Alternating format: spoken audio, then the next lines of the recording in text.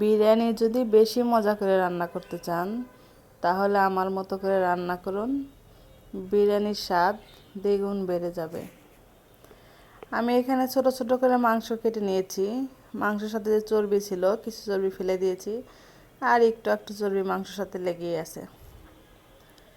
মাংস বড় বড় করে রান্না করা যায়, কিন্তু আমি একটু ছোট ছোট করে নিয়েছি যাতে মাংসটা একটু ছোট ছোট হয়।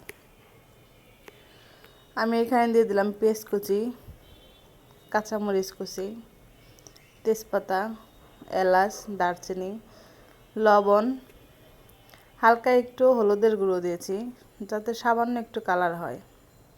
দিয়েছি ফাঁকি দুধ আর বিরিয়ানির মশলা। আমি সামান্য একটু টক দই আগে থেকেই ছাঁকনিতে রেখে দিয়েছিলাম যাতে পানিটা ঝরে যায়, ওটাও এর ভিতরে দিয়ে দিয়েছি।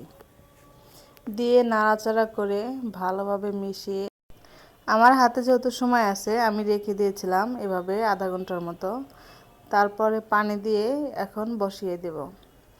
মাংসটা সিদ্ধ হতে যতটুকু লাগবে পানি আমি ততটুকুই দেব। এখানে বেশি পানি দেব না, কারণ আমি যেহেতু এখানে ঝোল রাখবো না, মাখা মাখা করে নেব। এর জন্যে বেশি পানি দেওয়ার প্রয়োজন নাই, অল্প একটু পানি দিলে হয়ে যাবে। যতটুকু পানি দিয়েছি অতটুকু আরও মাংস থেকে বের হবে, কারণ মাংস বসালেই পানি বের হবে। এর জন্য অতটুকু পানি দিয়েই বসিয়ে দিলাম। এটা বলক এসে গেছে, এখন একটু নাড়াচাড়া দিতে হবে। নাড়াচাড়া করে আবার ঢাকা দিয়ে দিব মাংসটা সিদ্ধ হওয়ার জন্য। মাংসটা সিদ্ধ হতে হতেই আমি চাউলটা ভালোভাবে পরিষ্কার করে ধুয়ে নিয়েছি, কারণ বিরিয়ানির চাউলটা পানি থাকলে পারে একটু কেমন যেন হবে। আমার মাংসটা হয়ে গেছে, নামিয়ে নিয়েছি। মাংসের ভিতরেও চাউল দিয়ে ভাজা যেত, কিন্তু মাংসের ভিতরে চাউল দিয়ে ভাজলে একটু নরম নরম হয়ে যাবে। এর জন্য আমি চাউলটা সুন্দর করে ধুয়ে রেখেছিলাম আগে, ঝরঝরা হয়ে গেছে। এখন আমি আলাদাভাবে ভেজে নেব। এখানে দিলাম ঘি, সামান্য একটু পেস্ট দিয়েছি, পেস্ট না দিলেও চলে, কারণ মাংসের ভিতরে সব মশলা আমার দেওয়াই আছে, এখানে পেস্ট না দিলেও চলতো। আমি একটু পেস্ট দিয়ে নিয়েছি, দিয়ে ভাজা ভাজা করে এখন দিয়ে দেব চাউল। চাউলটা আগে থেকে ধুয়ে রাখতে হবে যাতে চাউলে পানি না থাকে। আমি আগে থেকে ধুয়ে ঝরা দিয়ে রাখছিলাম, একবারে শুকিয়ে গেছে। চাউলটা ভালোভাবে ভাজতে হবে। আমি চাউলটা ভালোভাবে ভাজার জন্য মাংসটা আঁচড়িয়ে নিয়েছি। চাউলটা ভালোভাবে ভাজা না হলে বিরিয়ানিটা কেমন নরম নরম হয়ে যায়, আর ভালোভাবে ভাজলে চালটা একটু শক্ত শক্ত হয়ে যায়, তাহলে বিরিয়ানিটা সুন্দর ঝরঝরা হয়। আমার চাউলটা ভাজা শেষ হলে আমি দিয়ে দিলাম এর মধ্যে মাংসটা দিয়ে একটু নাড়াচাড়া করব। নাড়াচাড়া করলে মাংসের পানিটাও শুকিয়ে যাবে। চালের ভিতরে দেওয়ার সাথে সাথেই শুকিয়ে যায়, কারণ চাল তো ভাজা শুকনা, এর জন্য মাংসটা দেওয়ার সাথে সাথেই শুকিয়ে যায়।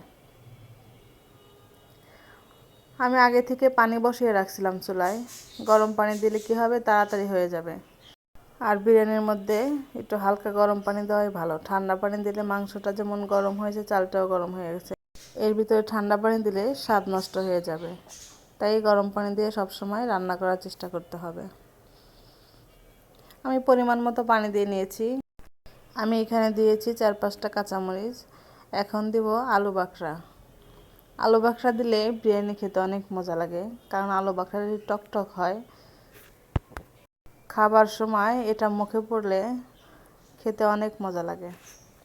দিয়ে একটু নাড়াচাড়া করে দিলাম, কারণ আমি গরম পানি দিয়েছি, আমার বিরিয়ানিটা প্রায় হয়ে গেছে।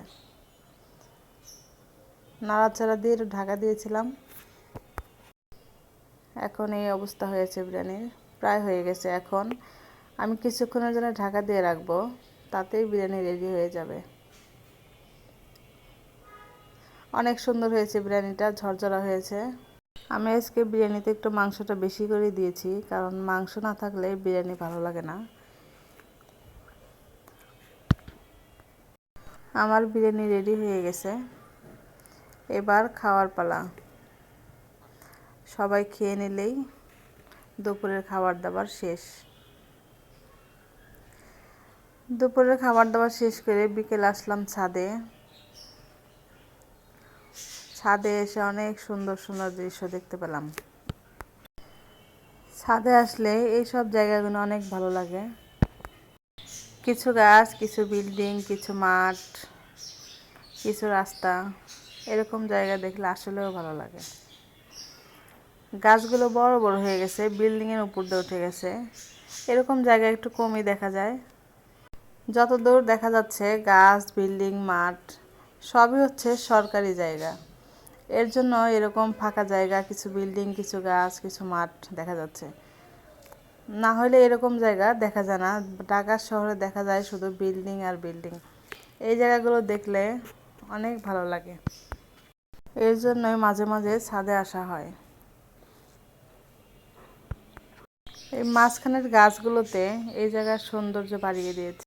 20 তলার ছাদে মানুষ গাছ বুনছে। এখানে ফলও ধরেছে। ওই গাছটায় কয়েকটা লেবু ধরেছে।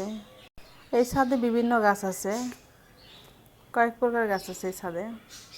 এখানে তুলসী গাছ, পটল গাছ, পুঁইশাক গাছ, অনেক গাছ বুনছে। সুন্দর হয়েছে গাছগুলো।